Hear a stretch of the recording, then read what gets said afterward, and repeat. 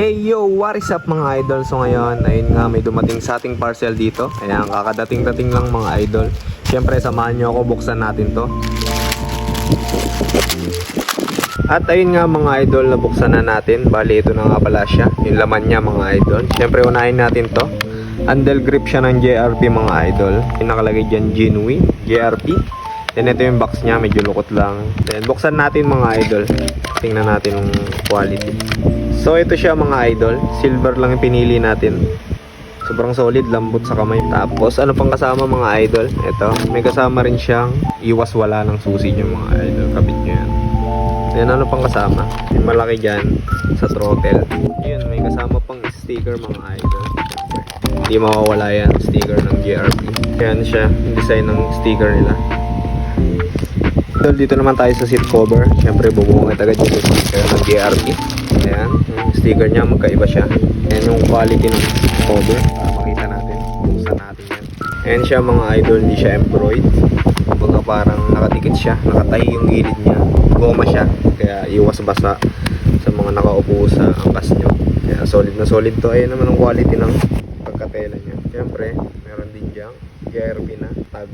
Ayun mga idol, may tahi na nga pala to. Pakita ko na lang sa inyo mga idol kapag nakabit na siya.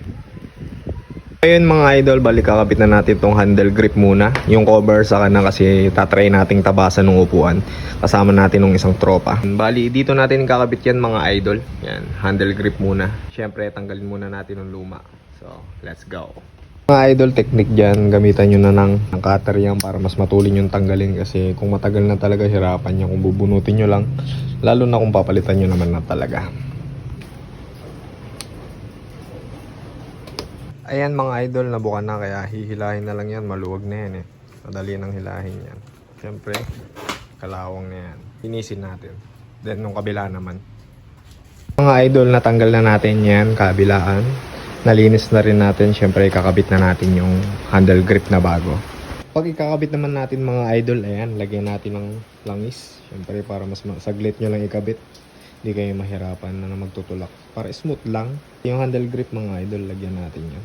Skalat nyo lang. Goods na yan, pati itong handle grip na yan, lalagyan yan. Ayun na nga mga idol, nakabit na nga natin yung JRP na handle grip. Siyempre, lalapitan natin yan para mas makita nyo. Ayan, sobrang solid mga idol. Kabilaan yan. Bali mga idol, tayo na lang din nag-decide kung nasang pwesto tong JRP na tatak na to. Kasi hindi ko rin sigurado kung sa likod ba yan, sa taas, or sa gitna dito, sa ilalim. Kasi mga idol, meron din siyang tatak sa likod na JRP Thailand. Ayan, mga idol, kabilaan, sobrang gwapo. And syempre, nakabit na rin natin sa susi yung ibis niya. Ayan. Solid din. So, ayun lang mga idol. Salamat sa panonood nyo. Cheers!